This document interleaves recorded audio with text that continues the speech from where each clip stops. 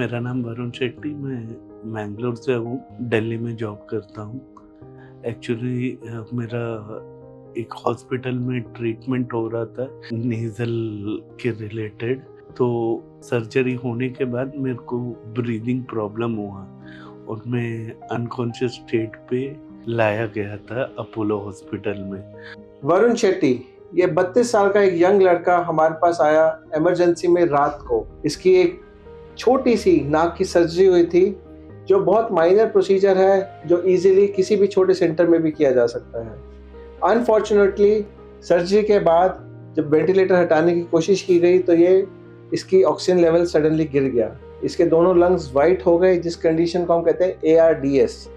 उसकी वजह से इसका ऑक्सीजन जो नॉर्मली 95 से ऊपर होना चाहिए वो 40 भी नहीं रहा। एक्चुअली इधर जब आया था मेरा रेस्पिरेटरी प्रॉब्लम था, मेरा मल्टी ऑर्गन्स वर्क नहीं कर रहे थे। वेंटिलेटर पे रखा गया पेशेंट को, उसके बावजूद भी इसका ऑक्सीजन 60 से ऊपर नहीं जा रहा था। साथ ही साथ इसके ऑक्सीजन की कमी से हार्ट पे जोर पड़ने के कारण हार्ट ने काम करना प्रॉपर्ली बंद कर दिया, जिससे इसका बीपी गिरता चला गया। बीपी की 3 दवाइयाँ जो मैक्सिमम पॉसिबल सपोर्ट होता है उस पर इसको रखा गया, फिर भी बीपी नहीं आ रहा था। इस कंडीशन में ये हमारे पास शिफ्ट किया गया।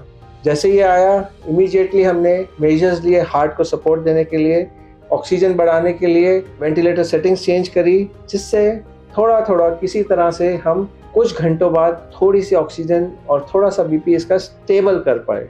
मैं नियरली 2 डेज अनकॉन्शियस स्टेट पे था, जबकि मेरे घर वाले नियरली थोड़ा बहुत होप छोड़ चुके ही थे। ऐसे में डॉक्टर निखिल मोदी उन्होंने मेरे साथ डिस्कस किया कि अगर हम इनको ECMO से सपोर्ट कर सकें ताकि बॉडी ऑर्गन्स को पूरी ऑक्सीजनेशन मिले, कार्बन डाइऑक्साइड को रिमूव कर सके और ब्लड के मेटाबॉलिक पैरामीटर करेक्ट हो और उसके बाद लंग्स को रिकवर होने का चांस मिले। तो 26 जनवरी जो कि एक अदरवाइज नेशनल हॉलीडे था, उस दिन इवनिंग में सारी टीम ने मिलके इनको ECMO पे शिफ्ट किया। ECMO एक मोडेलिटी है, जैसे किडनी फेलियर के पेशेंट्स को डायलिसिस की जरूरत पड़ती है, उसी तरह जो रेस्पिरेटरी फेलियर के पेशेंट हैं या कार्डियक फेलियर के पेशेंट हैं, उनको ECMO स्टेबलाइज करता है। पहले मेरे को ब्रीदिंग में बहुत ज़्यादा प्रॉब्लम था, नोज से ब्रीद नहीं कर पाता था, अभी मैं ब्रीद कर पा रहा हूँ। ECMO पे डालते ही पेशेंट ड्रास्टिकली बेटर होने लगा। तो इधर डॉक्टर निखिल मोदी ने बहुत अच्छे से मेरा ट्रीटमेंट किया। डॉक्टर निखिल मोदी की वजह से मेरे को और एक लाइफ मिल गया। ऐसे केसेस में मोर्टेलिटी यूजुअली हमने देखा है मोर देन 80% होती है, खासकर जो यंग पेशेंट्स हो, पोस्ट सर्जिकल कॉम्प्लिकेशंस हो।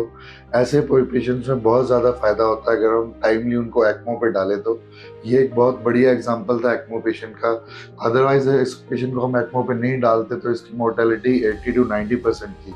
सिर्फ एक ECMO की वजह से ही हम इस पेशेंट को जल्दी ठीक कर पाए, उसके बाद जल्दी वेंटिलेटर से निकाल पाए और आज हम बहुत खुश हैं, हम अपने घर पे अपने रिलेटिव्स के साथ बिल्कुल ठीक बैठा हुआ।